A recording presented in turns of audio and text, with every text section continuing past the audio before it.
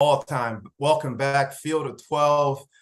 We're going to do a 30,000-foot view here of the college football season. It happens in 2 or 3 days. It's like The Office, Clint, when they're like, it's happening. uh, I'm George Whitfield, joined by two big-time heavyweights.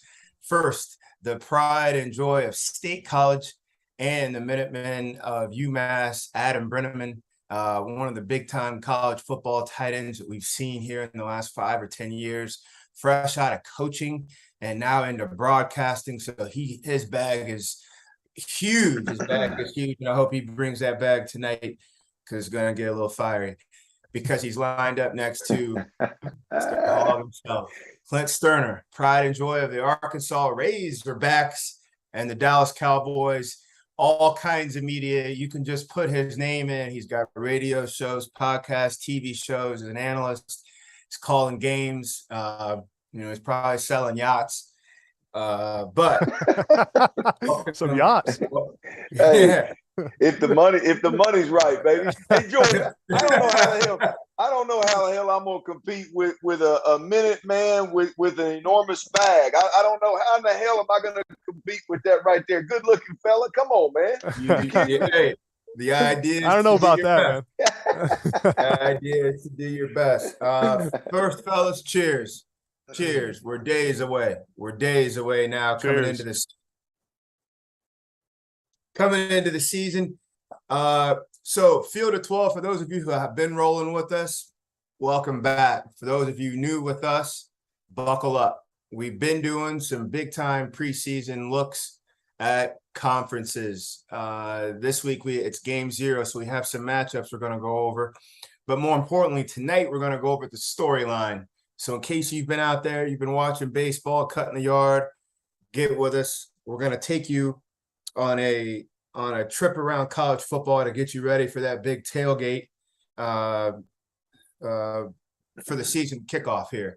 Let's start with national storylines. I personally think the biggest storyline, I want to get you guys' opinion on it in the last, like really this whole offseason, was conference realignment. And the monsters are now starting to take over the earth. They were kind of contained for a bit. It's gone now. That gate broke at Jurassic Park. It's like, oh man. Conference realignment is starting to become the North versus the South. And will the Pac-12 survive? How did you guys see that when it started to break? Adam, I'll go with you. How did you see it? And then do you think we'll have much more movement in the next 12 months? Yeah, I mean it's crazy, and it's shifting the entire dynamic of college football. I mean, remember the days when like geography and rivalries actually mattered in college football, and now you got USC joining the big and UCLA joining the Big Ten for one reason, right? It's all TV revenue. I mean that's the only reason it's happening, and it's another trend in the move towards the professionalization of college sports. Good or bad, whether you like it or not, NIL, conference realignment.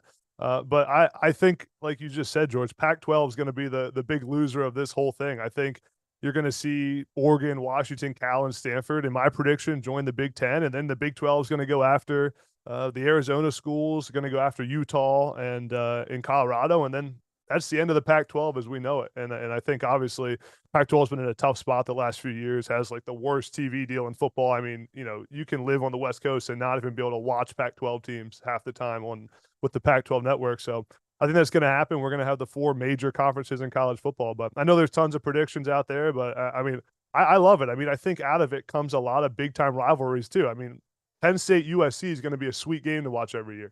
I think that's going to be fun.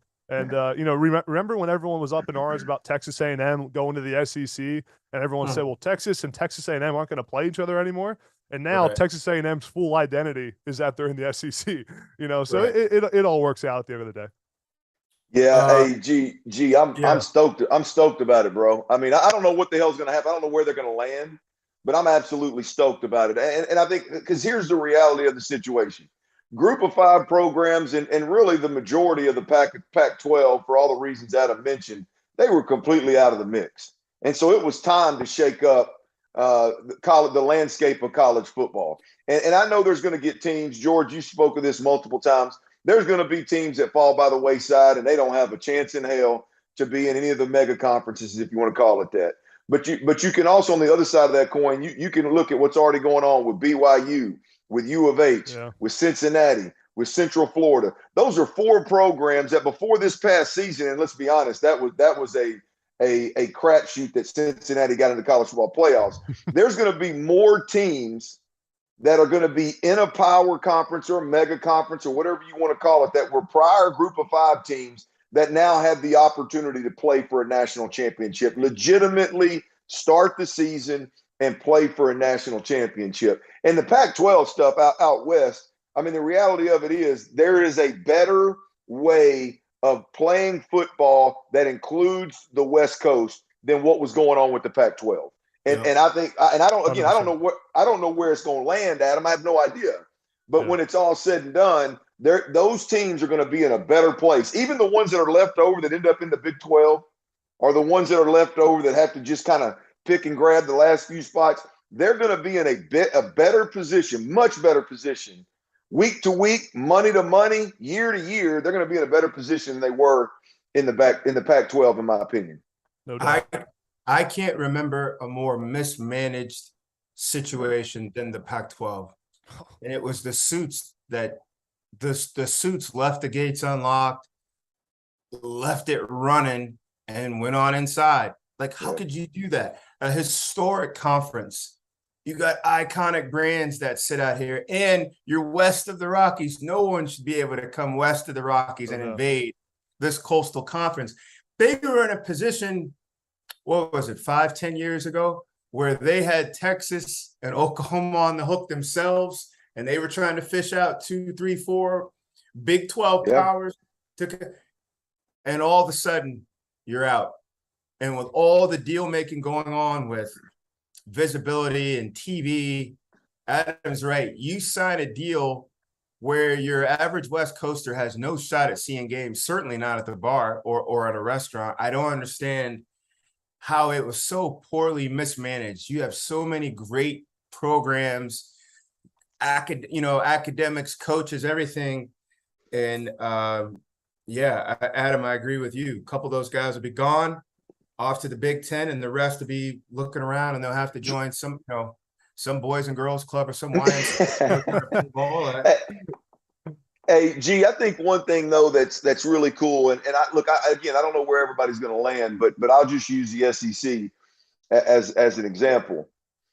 It's a crying ass shame that me, you, Adam, all the guys involved, all the big time college football fans don't get to watch Texas A&M and the University of Texas play each other. We're gonna get to see that again. And there may be some big Pac-12 rivalries. George, you'll be able to tell me better. I'm not a big Pac-12 guy. You'll be able to tell me better than anybody. But with USC and UCLA, you're still gonna get that rivalry. You're gonna be able to get those big boys out of the Big Ten, where they're gonna create rivalries whether they like it or not. I just think it's a move for the better across the board, man. Yeah, and you talk about rivalries, like you got even ones like Pitt and Penn State. Why are they not playing every single year?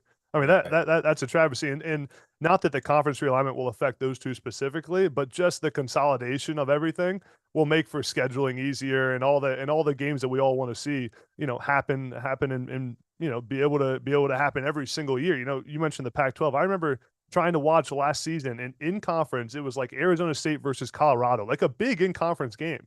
And you couldn't watch it. I mean, I was like, no, I didn't have Pac-12 network, so you had to buy a subscription. I mean, it was like that would never happen in the SEC or the Big Ten or any major conferences like that. George, let me get you real quick. I want your opinion on this, man.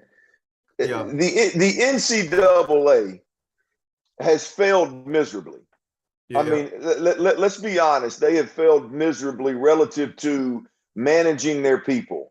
And this is becoming the wild, wild west. Whether we're talking about paying players or we're talking about conference realignment. What's your thought about the NCAA and kind of its responsibilities for the way that things have unfolded and what it's going to look like in the long run? To me, this thing is grown past the NCAA. The NCAA is that 65, 70-year-old grandma, and she has like a a full-on bull mastiff, and now it had 5 more. So it's like there's no way she's going to be able to walk all these dogs around the block. She cannot do that. She can't do that. So what I think it has to go now, Clint, to your question is, Adam said it out of the gate. It's getting professionalized. They're going to have to create a commissioner. They're going to have to create a commissioner. I heard from a mentor of mine who's kind of had some of those shadow conversations. They're going to have some kind of salary cap, quote unquote. I hate to even use the term, not on a player per se, but what a team can spend, or collectively a lot, or something like that. Otherwise, you got the Yankees out here lining up against the Mudcats in the same conference. How are they supposed to recruit against each other? Like, it's just not going to happen. So isn't that Casey at the bat? Casey at the bat? Didn't Casey at the bat? Didn't he play for the Mudcats, baby? Yeah. Yeah. Mudcats, Mud Hens. It's just the monsters are now taking over the earth, and it's incumbent that we start to move and find some you're going to have to find some ways to at least corral them, or keep the monsters with the monsters. Like, otherwise, like, I think this whole thing is going to get ripped apart. But I do agree with you on your heart. The core of your thought on this is change is going to be exciting. Like, we're here now. All that thinking about, oh man, I wish this, I would. No, we're here now. But also what all has to happen to go with this. And Adam, to your point, rivalries like Penn State, Pitt, the 2 Texas big boys will, now they have to lock up. But Clint, to your point, the Pac-12 programs, that's what September's for. If USC wants to play Arizona and it's non-conference, call them up, dance with them. I think it'd be interesting. And what'll also be interesting is the 2 big basketball schools. What happens to Duke and Kansas? Football-wise, I just don't see people like, burning up their phone line trying to get them. But you got 2 of the biggest programs in all of college sports that are going to be kind of just hanging out because their football can't get invited anywhere. So let's go to this. Biggest surprises, national surprises. Clint, let's start with you on this one. What has surprised you, or what do you think will be a surprise going into the 2020 season? And the question couldn't be more broad. Well, yeah, I mean, that's a broad question. I think there's a couple of things in the top 10 rankings that surprised me. I think Texas A&M. I know you're going to love this. I think Texas A&M being at 6 and 7 in there. And look, I think Texas A&M is a good football team. Gee, I get me and you. I always always get sideways on that one. But I think they're a good football team. But we're not taking things at what they're at the surface. I mean, what are we dealing? We were a team that finished 5th in the West last year. We're talking about a team that still doesn't have a quarterback. We're talking about a team that lost, I believe, 4 defensive linemen to the draft and to the NFL. We're talking about a team that ultimately, if you look at, they're supposed to be known for developing players. If you look at their pros that came out last year, whether you're looking at Jalen Wiedemeyer or you're looking at the big D tackle that they had, or you're looking at the safety that they had, that's supposed to be one of the top in the country, came out and just put up putrid numbers at the combine. I mean, I think there's some – when we're talking top 10 teams in America, I was surprised based off of what we saw last year. There's still no quarterback in College Station. I was surprised at that particular ranking right there. And I would say the other one was Baylor at 10. I like Baylor. I love Dave Aranda. Baylor's starting at 10, even though the Big 12 is I think some would think there's a lot of turnover. Hell, I think there's a lot of turnover, a lot of I don't want to say dysfunction, but a lot of change. So it's really up for grabs. But I'd say Baylor at 10 is a little bit rich for my blood as well. I hate to pick on 2 Texas schools right out of the damn gate, but that's where I'm at. I would go there as surprises, and then not to take them all, Adam, before we let the young blood talk a little bit, but USC, man. I mean, Y'all gonna find out as we roll along here. I'm banking on USC out of the Pac-12 to make a bunch of noise this year because of that transfer issue that's going on in college sports right now, college football right now. Mm. So to recap, give me a second, Adam. To recap, I'm fired up, man. His national surprise. He puts A&M in the guillotine. Okay, we get that. All right. Doesn't like the bus driver. Food sucks.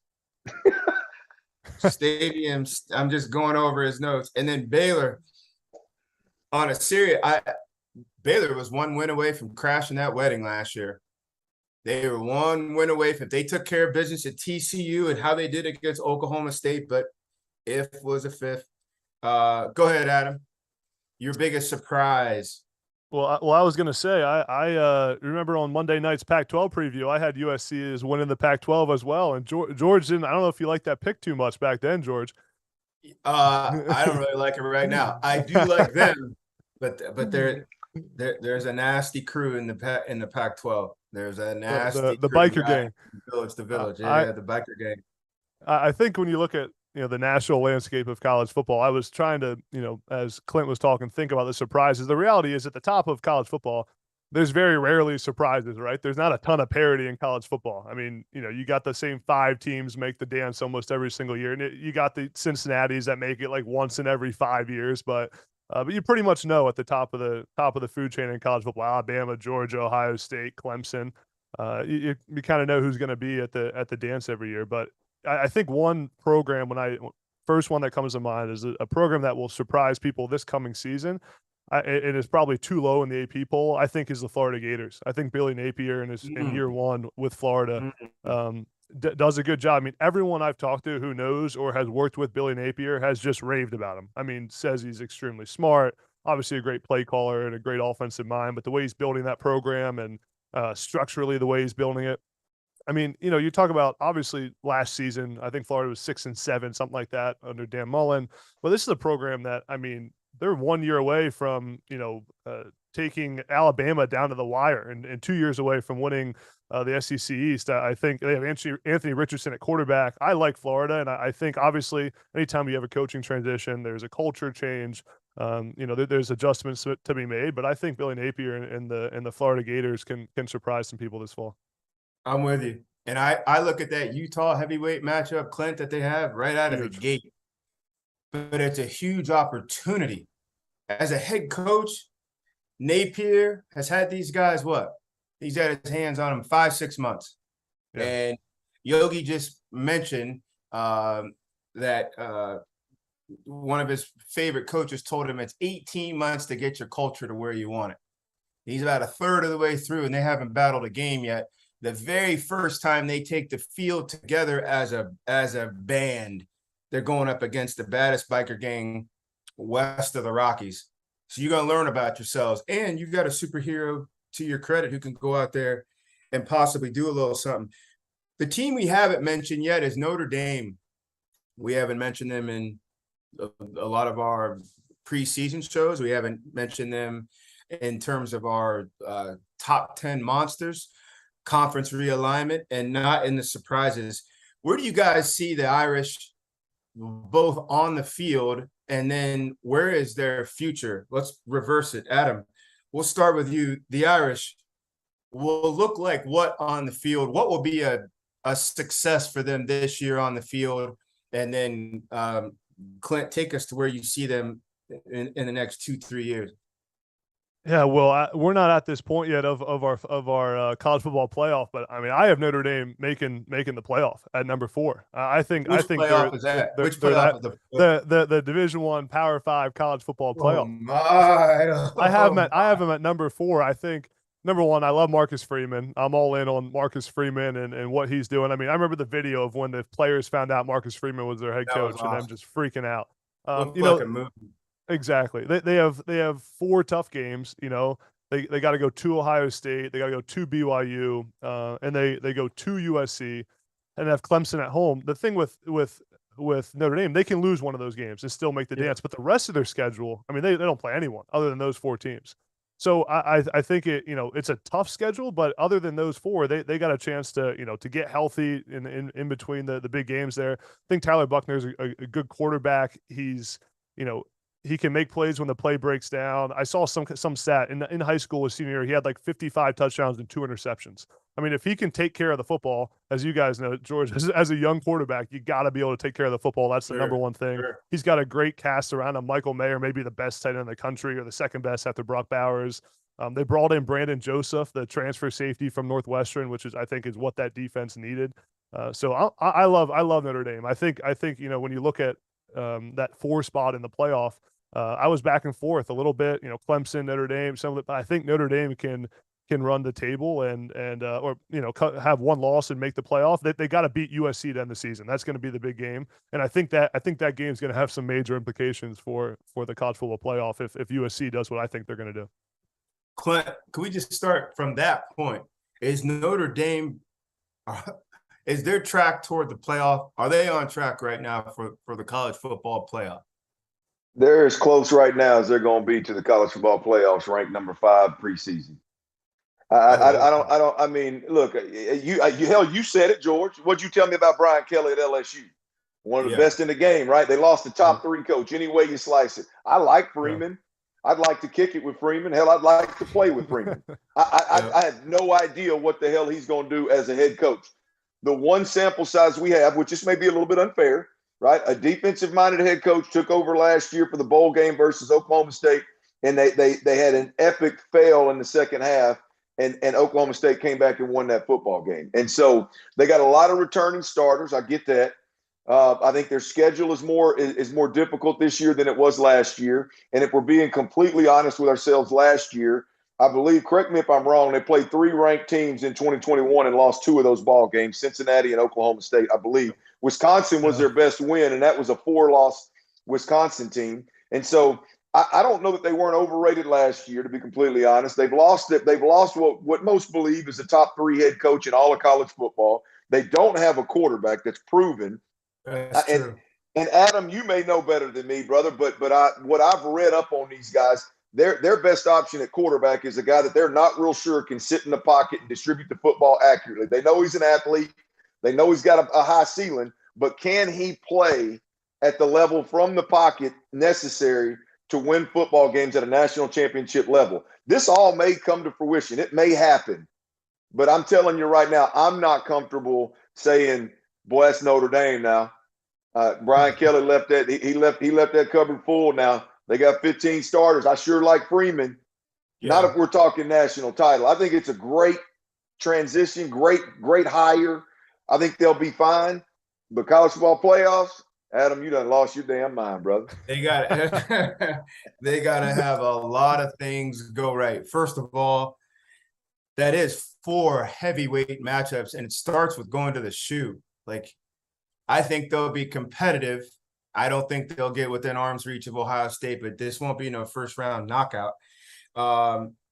Clemson, BYU, like USC, I only think they're better than BYU. Do they have enough firepower on the outside, first of all? And then the quarterback, really, that should be a fluid discussion for those of us not inside the building. So first of all, Tyler Buchner, his school is about 1.5 miles from where I'm sitting. So I had a chance to watch him, know him as he was here. He was growing up, and he was a man amongst boys. Looked like an 8th grader playing 5th graders, smaller division, talented kid. He transferred to Reggie Bush's old high school, Helix High School, so he could play with the big boys. COVID in California canceled his season, so he went on up to Notre Dame without really playing a senior season. He'll be fine, but does he pass consistently enough? And right now, it still remains to be that still remains a big question. The youngster they have back there that they're probably not eager to get in until he's in there is Drew Pine from Connecticut. Drew Pine, imagine even smaller Baker Mayfield, fiery, gamer, plays with urgency, throws with consistency and anticipation. Go back. He made a couple cameos last year, and he could spark these guys. He was in that Cincinnati game. They're going to have some things to figure out, but I do like where we are with Notre Dame as a contender. but I just don't see them kind of punching up. Teams like that, do you have the ability to really go get somebody bigger than you? That's going to be a question, but the Freeman factor is real. What about their biggest opponent, probably their longest rival, the Trojans? Big splash now in free agency. Big splash in free agency. 20 portal signees. The ceiling for the Trojans, come here, Ken. The ceiling for the Trojans, Clint, is? I got them in the college football playoffs, man. Oh boy. Okay. I got them in the college football playoffs. I think they end up in the big dance. I mean, you're talking about a proven head coach. Love or hate Lincoln Riley. You think he ran from the SEC? That's fine. He landed at SC, and right now I think it's a really smooth transition. I don't think we talk enough about the fact that it's the same offensive system that's been at USC for multiple years. So these guys, and I know there's some different verbiage and there may be some tweaks here and there, but ultimately Lincoln Riley's an air raid guy, and they're going to go in there. They're going to have heard that the verbiage before. They transferred in 4 new starters on offense, 4 new starters on defense. 8 of 22 new starters are transfers, plug and play starters. And, I know they got the 2 big boys on their schedule. I think both Oregon and Utah are both on their schedule, aren't they? Is that right, George? Do you know off the top of your head? If I think USC has both of them. I actually don't think they play Oregon. Let me check. They don't have Oregon. If that's the case, I like my thought process here a little bit better. Adam, I appreciate that. Yeah, no. So I just think Lincoln Riley, with the familiarity, just in a very similar. I think he's in a very similar conference relative to what he has to the gauntlet or the lack thereof that he has to run. That he was at Oklahoma in the Big 12, and so yeah, man, I like USC. I like USC to end up in the college football playoffs. Look, here's the deal: hell, George, they're gonna be well inside the top 10 by week 5 or 6. Hell, they ain't got nobody. Yeah. I looked the whole first half of their schedule. Hell, they're gonna run. They're gonna lead every damn category in stats in terms of passing by week 5 or 6. And so, yeah, man, I like USC. And a smooth road too. There's no. Yeah. That's a smooth road. No ducks. They do got to come see Utah. Smooth road there, Adam. You see them as a playoff team? I think it's possible. I kind of had this debate today when I was thinking through some of the, who's going to make the playoff. I think USC has the smooth road. The one issue is, they could win the Pac-12 and lose to Notre Dame that last game of the year and not make the playoff. So that was like the one thing I kept thinking about. But obviously, Lincoln Riley and what he's done there, just raiding the transfer portal and getting those guys, Mario Williams at receiver. I love the pickup of the Colorado DB Mekhi Blackman, getting a veteran presence on that defense, which has kind of been USC's downfall for a while. But I think one of the big storylines too is just the USC versus Utah battle in the Pac-12. It's so intriguing to me. They obviously play, but just like it's skill versus culture. It's like the skill of go acquire all the players you can and just get Jordan Addison, get Caleb Williams, get Mario, get all this talent and bring them all in one place and try to put the best team together in the country, which they damn near have the most talented team in the country. And then Utah, that's just, build it the right way for the long haul. Their players have all been there 3-4 years. They're just grinding it out with Kyle Whittingham. It's really polar opposite programs, and it's an exciting battle because obviously Utah has so much preseason hype, probably more than they've had in a long, long time in that program. Since we're talking free agency and skill, which that is I do think that's an accurate depiction, skill versus culture, a brutal warlord culture up there in Salt Lake City. Gang. Biker gang. That is college football's biker gang. Who do you think? So let's go outside of USC because we know they made a haul.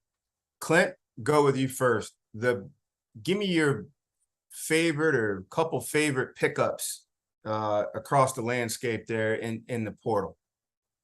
Oh, look, I'll give you what I did. There's so many good ones, George. By the way, I love the era of transfer portal. I absolutely love it. I love the fact that I mean, bro, the transfer portal is so beautiful. And look, it's one thing that now you see like Brian Kelly at LSU, and you see Nick Saban at Alabama, and Lincoln Riley at USC. It's those guys. That's great. I mean, don't get me wrong. I love it for those. I love it for those players more than I do the coaches necessarily. But I love the transfer portal for your middle of the pack programs. My alma mater, Arkansas. They don't win 9 games last year and really have a chance to win 11 if we're being honest. If they don't get Trey Williams from Missouri, a legit rush defensive end that can apply pressure to damn near anybody, maybe not Georgia, but anybody else in the conference. And then Big John Ridgeway from a smaller school, he stepped up and was a nose guard that changed the game big time. And this year they got a corner, and they got a wide receiver out of Oklahoma. So the transfer portal is it's so critical to your middle of the pack for right now, Power 5 football teams. And it's so crucial for your individuals that are great players that just get stuck in a bad spot. A coach leaves, the Spencer Rattler, things don't go according to plan. You got to transfer. It's a second opportunity for dudes. So I absolutely love the transfer portal. But I went with the schools that are getting more than one. George, I mean, there's so many good transfers. I went with the schools that are getting more than one. We talked about Caleb Williams and Jordan Addison at USC. Absolutely love it. Jamar Gibbs and Eli Ricks at Alabama. Are you kidding me? I don't know much about the Gibbs kid, the running back out of Georgia Tech. I don't know much about him. Think Alvin Kamara. Think a 20-year-old college version, Alvin Kamara. Catch it easy. First guy miss. Yes, I can go in between the gaps, put a shoulder down, but he's going to take pressure off of Bryce Young. Put Kamara up here on Gibbs. Gee, and that's where I knew I'd heard it somewhere. It must have been listening to you on one of your shows somewhere along the way. The minute you say Alvin Kamara, I'm in. I mean, George, you're a credible source for me. I lean on you for football reasons in a big, big way. And now as a girl dad, I'm going to lean on you a little bit there. So keep that damn phone on your hip.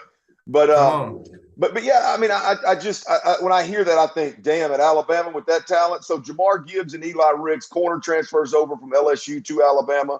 I believe we had him on our All-American list. I'm not positive. I love those two guys at Alabama, and I got 2 more for you, but I'm only gonna give you one because it's my alma mater. The Hazelwood, Jaden Hazelwood, former 5-star out of OU. Going to Arkansas in Kendall Briles' system with KJ Jefferson, where they're going to force the extra defender into the box. They're going to get you one-on-one outside, just like they did last year with Traylon Burks. Can you be that dude? And if Jaden Hazelwood is a former 5-star, if he can live up to even close to that, he's going to have a monster year. And Drew Sanders, an Alabama transfer at linebacker on the other side, replacing Grant Morgan. I don't know if he can fist a drop in terms of tackling folks, but guys, I'm gonna tell you, Adam, this cat can run, this cat can fly, brother. And so those are 2 down in my notes. Come on, man, put it down. I'm telling you, he plays at a different speed. Those are the 2 key positions at Arkansas where they lost game changers, X factors, and that's Arkansas' season rests on that. They win 8 games, or they win 10 and flirt with 11. Jaden Hazelwood, Drew Sanders. For more Arkansas Razorback Hogs news, go to clintstoerner.com. For more Razorback news. Adam, before I get your thoughts on your favorite pickups, you yourself were a transfer. You're right there at one of America's, blue blood schools, one of the most famous universities on the planet in Penn State.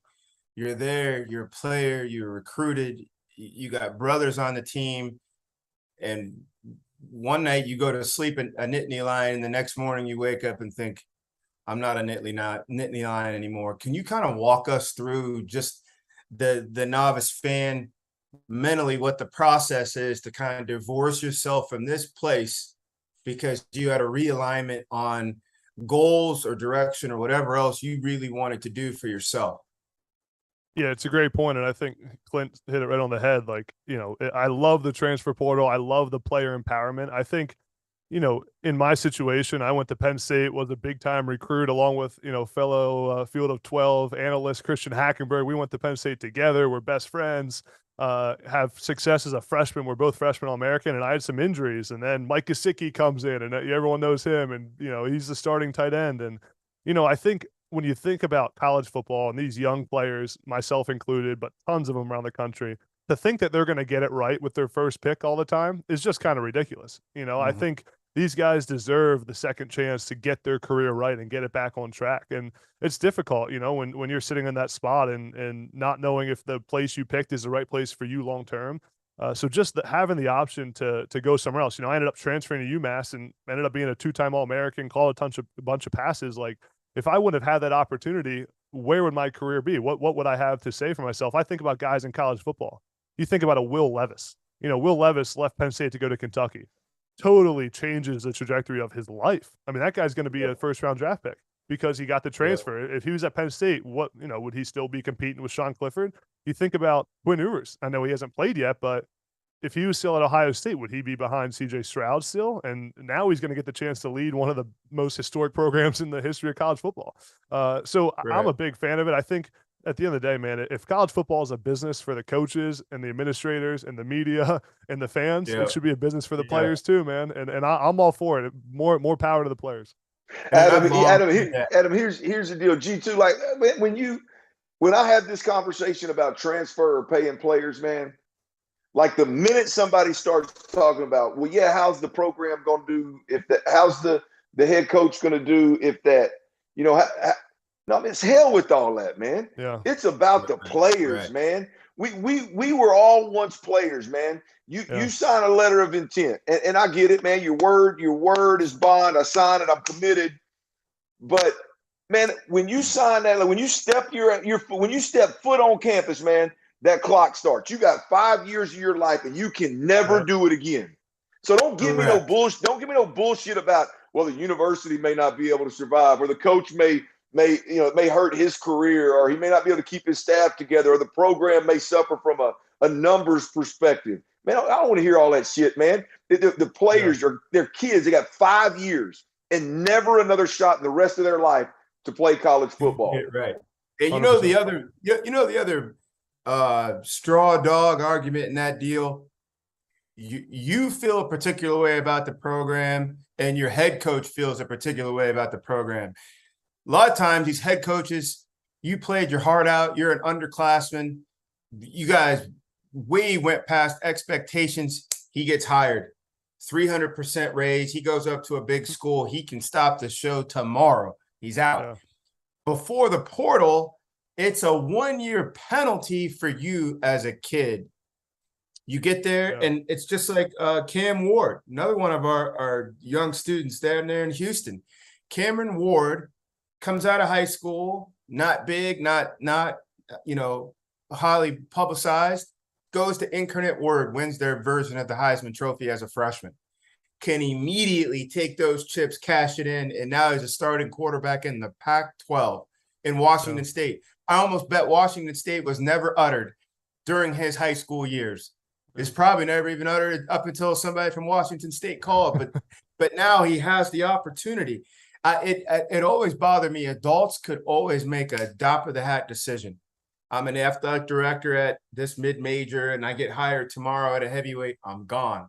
Same with all these head coaches. I'm gone. For a player, Clint, that'll be 1 year of your football life. You must sit or do whatever. It's sorry to tell you, but you need to be loyal. Like, that is bullshit. That's bullshit. The adults can hop and profit. Profit off of that success at a drop of a hat. It's a crying ass shame how many grown ass men and women in decision making positions let that go on for as long as they did, and made it. And I'm not saying that the wild west in terms of playing players and transferring anywhere you want to for any damn reason. I don't know what the right way to do it is, but I know the way it was going on was dead ass wrong. And the ones that were holding us as players back were the ones that were, George, they weren't just making those decisions. That was their life goal. If you're at a small school somewhere, you're working your ass off. Why? To get a D1 job, to go to a Power 5. And when you get to a Power 5, you're busting your ass to do what? To go get a blue blood, to go get a job when Dabo leaves, or when Saban leaves, or when Ryan Day leaves, or whatever. I mean, they weren't just doing that. It wasn't like, oh, well, boy, I can go make more money. I got to do what's best for my family. No, that was your goal the whole entire time. Yeah. So, yeah, sorry, I got off on a damn tangent. That transfer portal and that paying players, that stuff right there, it was about damn time they started letting that happen. Agreed. All right, fellas. I have no idea where we are on time. I don't too much adhere to that regardless. Adam, you're welcome. Extra innings over here, sir. I'm going to change this a bit. We took care of all the curriculum. We're going to play a little ball now. I'm just going to throw some things off the cuff. I told you I got a few things up the sleeve. So let's play it. Scenario game. Let's start with the Roman Army, Alabama Crimson Tide. Could Alabama's number 2 unit, all their number 2s out of that depth chart, could they finish in the top 20 as a group of 5 team and make the playoffs? Well, I guess that's 2 questions. One, could they finish in the top 20? And then if you exceed that, could they crash the party as a group of 5 and make the playoffs? Clint, let's go with you, Adam, first. So I saw you tweet this earlier today. So I've been sitting on this for a little bit now. That's right. You let the cat out of the bag a little bit on Twitter, but I'm a resounding no. I don't think that. I think that to think that Alabama's second string. So we're talking about guys that aren't seeing the field, that haven't gotten reps, that you almost have no one who has game experience that has or major game experience on that roster, on that second string. To think that they're going to go out and make the is it make the playoff or is it top 25? But I think it's no to both. But make the playoff, no shot. Top 25, I think they'd field a good team, but I don't think they're better than the top 25 teams in the country. Well, let's go. First of all, it's reverse engineering. Let's go 20 to 25. You're already talking group of 5 teams. A Cincinnati, a San Diego State, Houston's probably hanging in there a bit. Spots like that. Clint, just because you're a second teamer, you're still picking up good minutes at Alabama. Half these teams, as the Roman Army, the game's done at halftime. So you're getting a lot of these second teams. That's a good point. That's a good point. Yeah. They're going to let her. And I'm going up against the best of the best day in, day out in practice as it is. Clint, A, do they make the top 20 if they're their own team? B, could they crash this thing as a group of 5?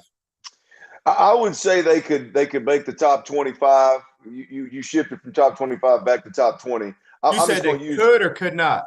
Yes, yeah, they could. Because here's the deal: is they're good players. There clearly is a drop off, obviously, but I just think that it's the same coaches. You still got elite coaching. You still got elite culture. You still got elite development in terms of the weight room and what they do in the offseason. And I'm a firm believer in those things. I think those things separate the men from the boys, along with recruiting, obviously. But so you still have those things. I think they could make the top 25. And the only reason I said I'm looking at, I don't know what poll this is, one of them. BYU's 25, Houston's 24, Cincinnati's 23, Wake Forest is 22. Do I believe that Alabama can take their backups, and do I believe they can finish with a better record than any of those 4 football teams? And I think in a Power 5 schedule, I think the answer is yes. Now, can they crash the party? Ooh, man, that not just any given team. Like I believe, I'll take Georgia last year for an example. G, you take Georgia last year, give me their backup quarterback. You give me their this backup team that's going to play this year that everybody thinks is number 2 in the country, and Kirby Smart's the best thing since sliced bread. And they're just going to go. They're going to run through this thing and end up back in the college football playoffs. They'd be a damn good. They may even be a top 15, top 10 team at Georgia last year with their 2s. Oh yeah, see. Okay, noted. Let's go to the next one. Well, wait. What's Georgia's answer? Are you a yes? Yes, I think they finish. I think they finish in the top 20. There's so much talent down there. There's so much talent, and it's not. Again, we were just having this conversation. USC, 20 new guys come into the building. Like they're still wearing name tags in that football building. They're still introducing each other in the huddle. Now they'll get it together. But the number twos at Bama came in together, grew up together. You're just not starting yet. Or there's an NFL guy in front of you that hasn't gone and declared yet. But I'm still picking up big minutes in September. I'm battle tested. I'm probably playing, line shifts in these big Jurassic Park conference games, et cetera, et cetera, et cetera. So they are cohesive to a point. Now they're just finally getting their chance to break out. All the twos at Bama would be starting someplace else, if not for at Bama. So caliber-wise, yeah, I think they finish 15 to 20. Can they crash? I don't think they crash. But it gave me some thought because Cincinnati was able to do it. With the road Cincinnati had with Wisconsin and Notre Dame, they took care of both. Not outlandish for Alabama's twos to go do that. The rest of the run was a straight shot, just don't trip, and then things just work out for you. All of a sudden they're in. So it's not all about the battles you have.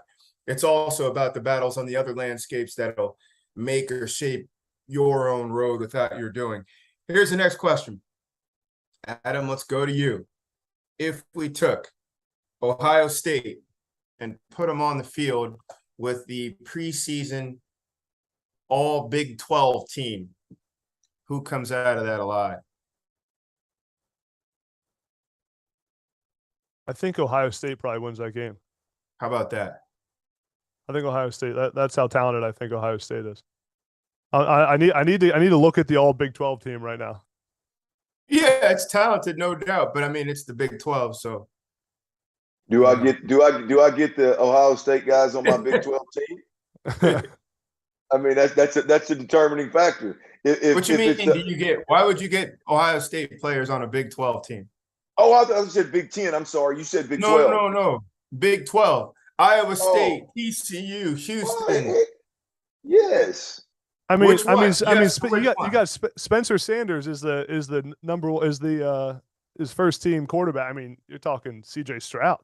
I mean, it's quarterback game. You know that. It is a quarterback game, but I'm saying bring that 22 from the all Big 12 versus the 22 coming down from Columbus. Put it in a neutral site, Clint. Who comes out? Oh, I'm riding Ohio State in that. To me, it's a no-brainer. Talented. I think they're that talented, and I think the Big 12 is in a tough spot. Clearly, if that were to happen, who's got the best quarterback? Clearly, Ohio State. If that were to happen, who's got the best running back? Ohio State. If that were to happen, who's got the best wide receiver? Maybe the best two wide receivers. Ohio State. Yeah. I mean, I'm not even. I ain't even flipped the defense side of football because I'll be honest with you, I ain't tracking Big 12 defenses right now, and at the end of August, I'm being completely honest. But yeah, I would go Ohio State. I'd go Ohio State with that situation there. All right, let's go to a couple other scenarios. There is going to be a lot of hype and discussion about the SEC, which we on this brand of programming are called the Jurassic Park, right? There's just so many monstrous, vicious, dinosaur-like creatures looming down there. We're just going to call it Jurassic Park. People don't understand the depth of this league. So let's play a couple scenarios out. If we picked up Kentucky, this year's team, and dropped them in the Pac-12, how high up would they battle up? Adam, will go with you as the Pac-12 native. I think Kentucky, you got Will Levis. I think they're probably I think they're competing with UCLA in the Pac-12. I don't think they're as good as Utah or Oregon or USC, but I think they're giving the Pac-12 a run for its money. I think those are good games with all of them, but I don't think that they're winning the Pac-12 by any means. So, but I know. Go ahead. You put them top 4, Top 5, four in the 4. Pac-12. I don't. So I'm going to the Pac-12. They're not better than USC. They're not better than Utah. They're not better than Oregon. So I think they probably beat UCLA. They're better than they're certainly better than the bottom half of the Pac-12. But I don't think they're going in there and beating Oregon and Utah. And mind you, now for those of you rolling, what's Kentucky overall SEC? 8, 9, something like that. Yeah, 7 Clint? maybe. Yeah, I mean, this year was when LSU's down and Florida's down, and it's a different look for them. But yeah, I think Kentucky lives anywhere from 6 to 9. Yeah, In the SEC, but what would they do in the Pac-12? Man, I'm a big Stoops fan, man. Again, what I think they've built is really, really special. I don't know that they're going to compete. And you guys correct me if I'm wrong here, because again, I'm not a huge Pac-12 guy. I think they can run with Utah. In fact, I think they're two very similar programs, if we're being honest. Just from being the way they play ball, the culture that you talked about, Adam.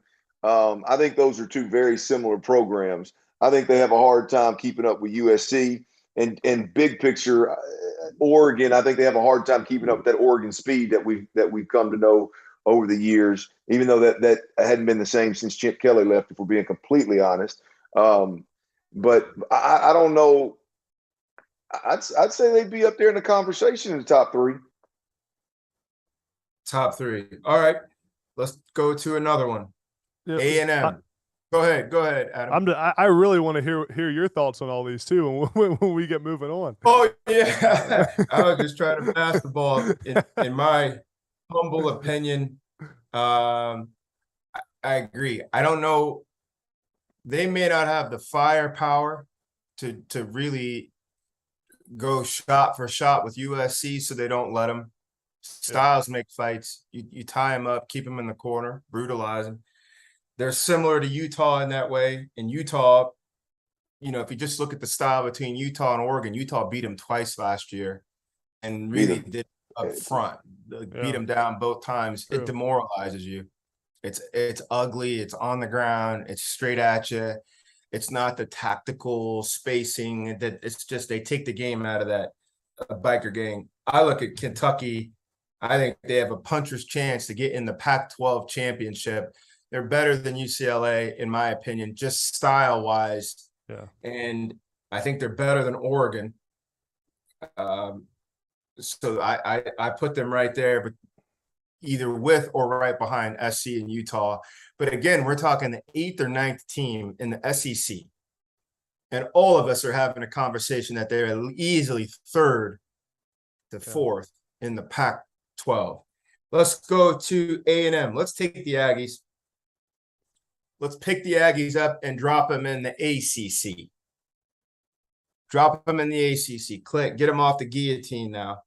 Get them off the guillotine. The quarterbacks are the quarterbacks. The team is the team. The coach is the coach. But it's the Aggies. It's Jimbo. He's got a lot of silverbacks in that locker room. They get off the bus and they go into the ACC for a year. Let's just see what happens, what plays out. Well, I mean, the bar is still the same for Jimbo, right? Jimbo's in a class of the top 10 highest paid coaches in the game. So if you drop him into the ACC, it's how does he stack up against Clemson, generally speaking. And I'll be honest, I think Clemson and A&M got some pretty similar problems in terms of Clemson knows who their quarterback is, but he's got to play significantly better. I think if you look at what happened last year at Clemson, I think anybody in their right mind would say that they played well below what they're capable of playing. Their talent, they're more talented than what they put together last year. So I think they're two very similar teams. But gee, I'm gonna be honest with you, man. I'm on this one, man. I'm dead set with A&M, man. Well, what's the answer? I mean, NC State is out there. Count the monsters. How many true monsters? Well, next year there's a lot of people that believe NC State's going to be one of them. I think North Carolina's going to be a good football team. Who else you got out there? New quarterback, lost both running backs to the draft. North Carolina, you talking about? Yeah. But but I mean, they'll be a good football team. I mean, let's be honest. We saw Mississippi State beat A&M last year. We saw a terrible LSU team beat A&M last year. So they all live in Jurassic Park, though. That's the point. They all live in Jurassic Park. Yeah.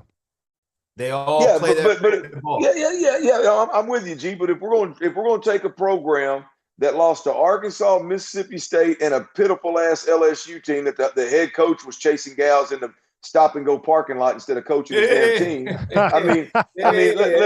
I mean, those three teams beat A&M last year. Who was the fourth loss to?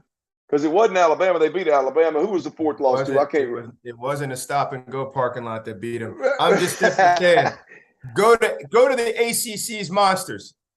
Relative, right? Everything's relative. Clemson has been a landlord for a long time. NC State. Now Virginia. Virginia's playing nice. NC State, are we calling them a monster? Well, I mean, they're ranked number. They got one of the best quarterbacks in the country. No question. But is the program, is that team a monstrous team? Is that one to fear, or is it one to like really respect and get ready for? Right. So so there's two. There's two. So where do they finish? Clint, they go in A&M, line them up. Duke, Boston College, Miami, line them up. Look, if I'm betting money on it right now, I'd say second to Clemson.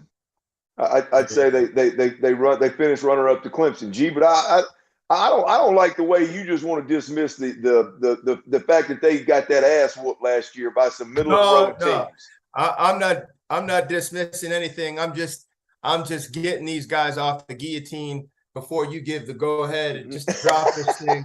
No, G, leave them up there, baby. I ain't gonna drop it on them yet, but just leave them up. They deserve to be up there, man. I had a guy tell me today, my producer on my radio show every day down here in Houston.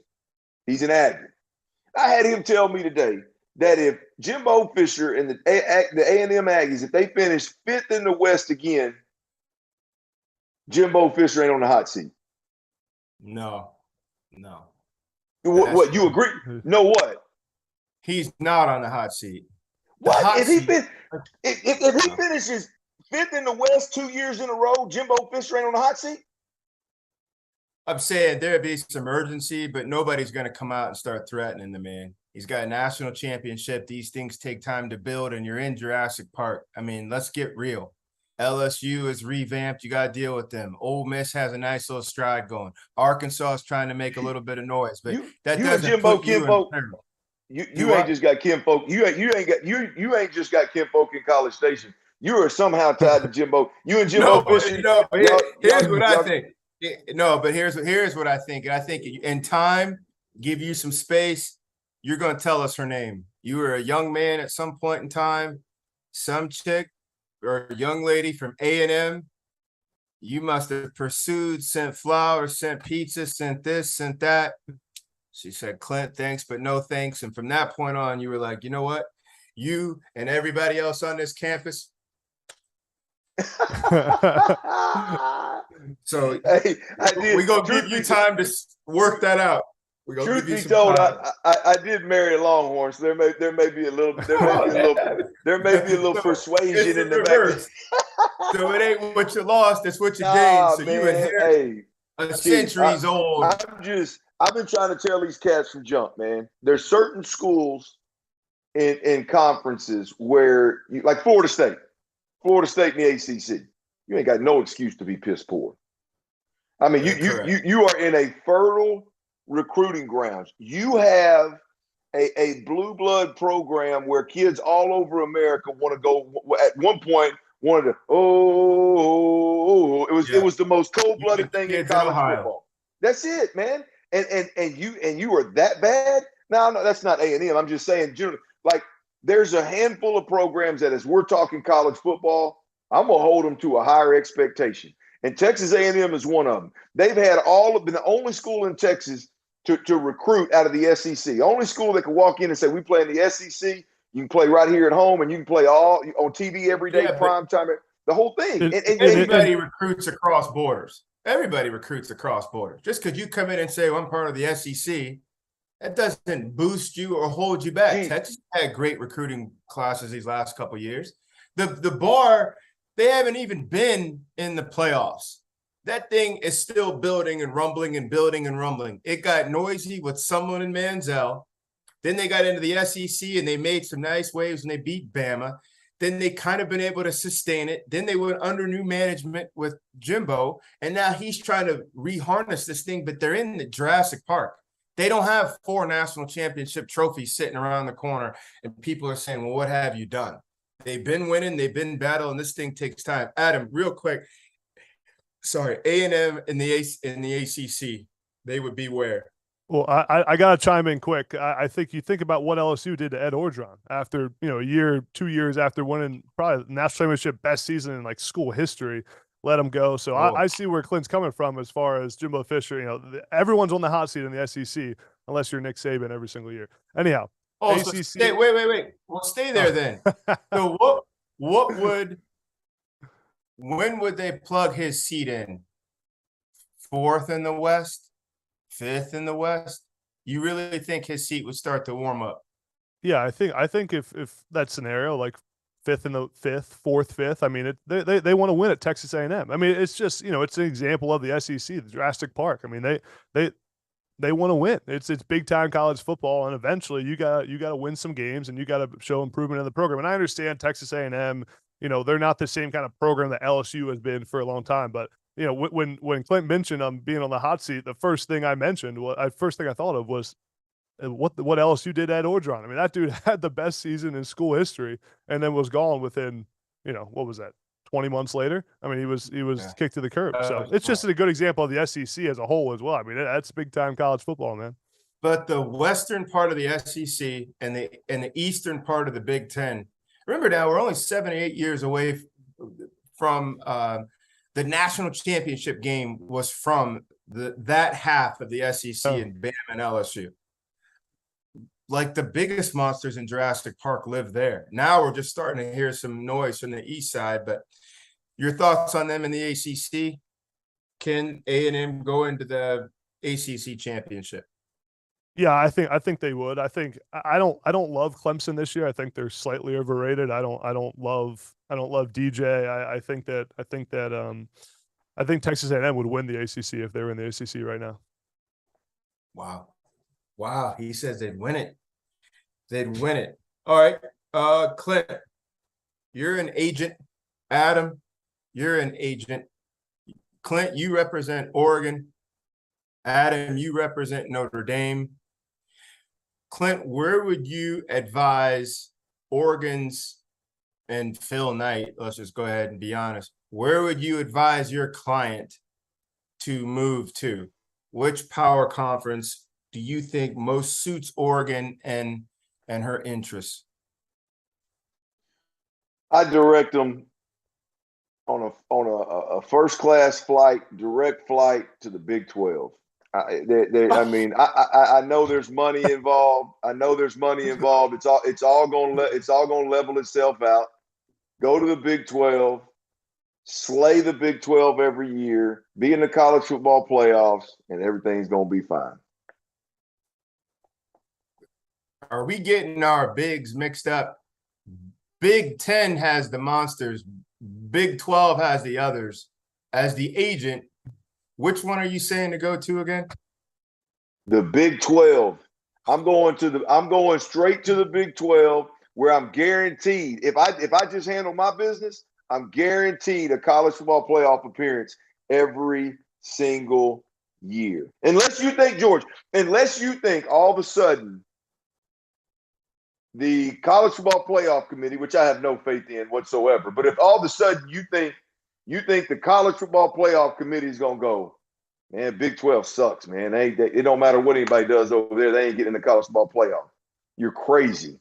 If I'm Oregon, if I'm Utah, I'm going to the Big 12 as quickly as I possibly can, and I'm going to dominate that conference and have a one-way ticket to the college football playoffs every single year. So we already saw the SEC, half the playoffs, they've already had 2 entries. That's just Jurassic Park. Ohio State, Michigan, Penn State, they're going to be looming in there. Whoever wins the Big Ten is going to have the 3rd one. then you're talking about Notre Dame and the rest of the country. It's not like an ACC, Big 12. It's just the best of the rest. You're really talking two from Jurassic Park, the Big Ten champ, and the best of anywhere else. And you really are going to advise your client to go to the Big 12. And will your fan base be excited? Houston's coming in here week 1. Then we get Iowa State week 2. In comes Kansas. We go to K-State. Really? 100%. As opposed to we get a Lockhorns with Michigan. We get a number 1 Ohio State team that they already beat. They're fresh off of coming off of this type of stuff. But you want them to go down a class so they can – you're banking that the road will be clear and free of blockage. You're just taking the straight shot to the college football playoff. That's not even a guarantee. I am, yeah. I mean, if I handle my business in the Big 12, it's 100% guaranteed. If I'm Oregon and I handle my business in the Big 12, it's 100% guaranteed. How many times OU handle their business and not get in? That's also a good point. Good point. They're gonna get in. They're gonna get in. Good point. George, the only argument, in my opinion, is the money argument. Which I think in 5 years it's all gonna work itself out. All these mega conferences, everybody's gonna get paid. Everybody's gonna make money. Right now, we're talking about the Big Ten and their little $7-8 billion deal that they got or whatever. The SEC is going to overtake them when their contracts come up. When the Big 12 figures out who the hell is going to be there, they're going to get paid. They're going to get big money. I don't know if it's going to be apples to apples. It may be apples to oranges, but they'll be fine. I think there is a huge opportunity. Unless you can look me dead in the eye and tell me the college football playoff is going to discredit the Big 12 because they don't have as many blue bloods or they don't have as many powerhouses as the SEC and the Big Ten, then what the hell are we doing? College football playoff is going to discredit the Big 12. There you go. There's just no there. Look, they're in here. They've been grandfathered in. That train is moving past the Big 12. And you're the first human being, and I just got this. I just pulled it up on my phone. Reuters sent this to me to ever say the words little $7 billion contract. That's awesome. The first one to ever say that. Adam, you represent Notre Dame. Jack Swarbrick, all the popes from Italy. Everybody's in there all with the popes. Adam, what's best for us? Yeah, Notre Dame's got to go to the Big Ten. I think for two reasons. Revenue and Clint just mentioned it, but it's important, right? And every Big Ten team right now is getting like $100-some million.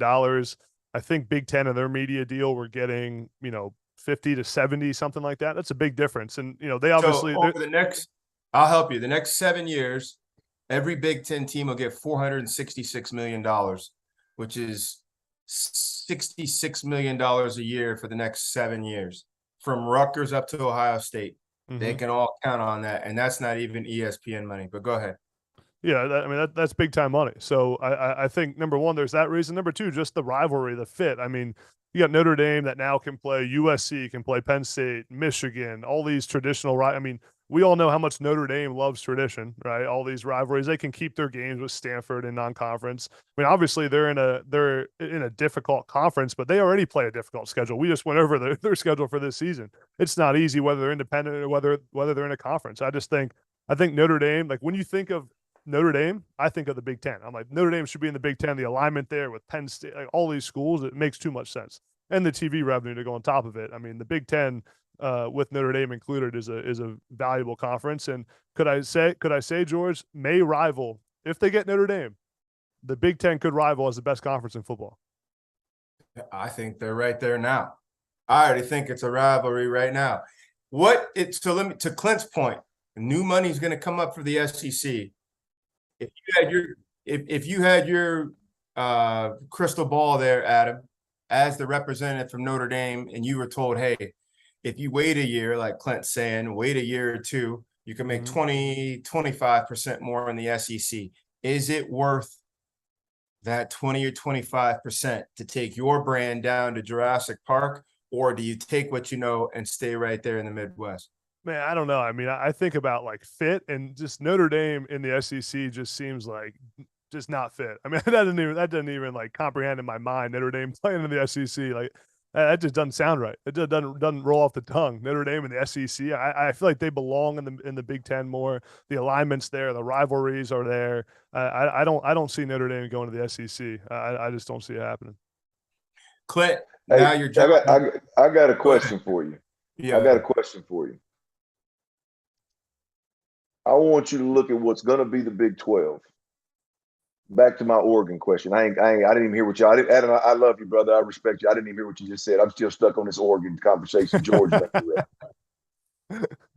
I want you to look at the top 25 and what the Big 12 is going to be, and you tell me who's better, the Big 12 or the ACC, based on the top 25 this year. Who's better? So if you're in terms of like, why would, if you put Oregon in the Big 12, you got Clemson in the ACC, take them guys out. The Big 12 would have more teams ranked in the top 25 right now than the ACC does. So why is the Big 12 all of a sudden? Why would the Big 12? I don't disagree with your point because of what we've seen over the history of what the college football playoff has done. But I'm just looking at the top 25 right now. The Big 12, in terms of who they're going to be, I'm including Cincinnati, the U of H, and BYU at the bottom down there. And you look at Baylor, Oklahoma State, and right now OU, but you can flip OU and put Oregon in there, you get the same look. It ain't no different than the ACC. Well, so I'll answer that. First of all, that's cute. Cincinnati, Houston, and BYU are 23, 24, 25, right? All right. So we got to put somebody down there. Okay, do the top 13. The Big 12's got more. I mean, look at the bottom or look at the top. The Big 12's got more. But you're our agent. You got to look more than the local stuff, than this week's top 25. You got to set us up for the next 10 years of success. I am. I'm going to put you in a spot where you're going to win and be in the college football playoff. Yeah, but brand is everything. You got to line us up with like-minded monsters. Baylor right now is going to be the new landlord of the Big 12. Waco, Texas. Oh. Baylor. And all hats off to Dave Aranda. Who's next is Oklahoma State. Then the rest is like half these guys are still putting up curtains. They just moved in. The rest of these guys nobody else wants because regionally they're all stuck here in Tornado Alley. There's no monsters here. If you think ACC, since you brought it up, and now the planes are going everywhere in terms of college football, Miami, a known brand, legacy, national championships, Florida State, you already said it. Going up the road, Clemson, who I was going to have you represent them next. North Carolina, multi-sport, just now got some footing in football.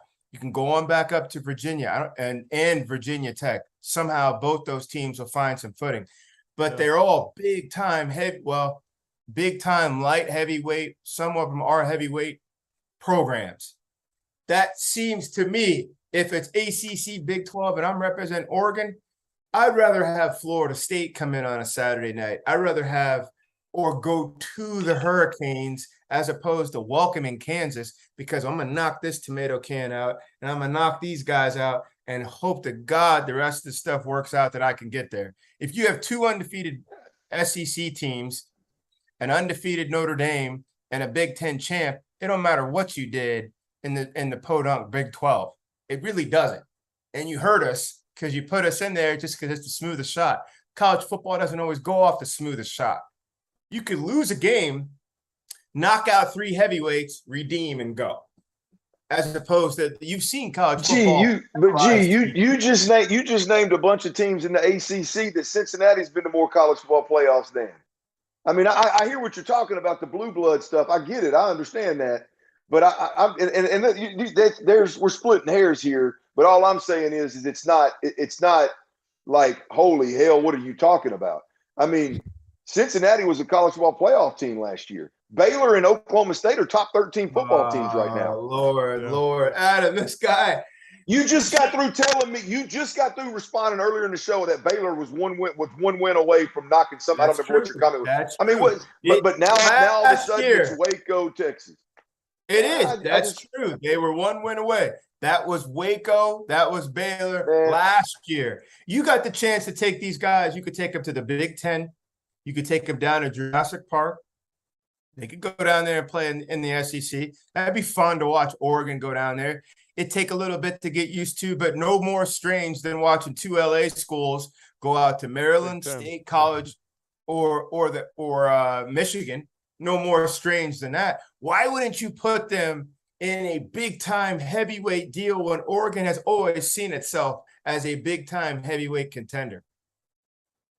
I mean, I told you why. I'm gonna take the easiest path to the college football playoffs every single year. So you're gonna put them in the Boys and Girls Club and just hope that they go in there and slam everybody around. And when it's all said and done, they can go out in the parking lot and go like this while the rest of these behemoths take each other out.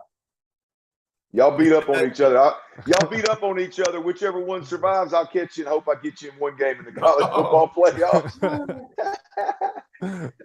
All right. So, Adam, as an agent, you're going to thrive. Clint, as an agent, I'll be by to pick you up in a couple of weeks so we can talk about your next future again. For the Field of 12, my man Clint Stoerner, Adam Breneman, this is George Whitfield. Games are right around the corner. We'll be with you. See you next week.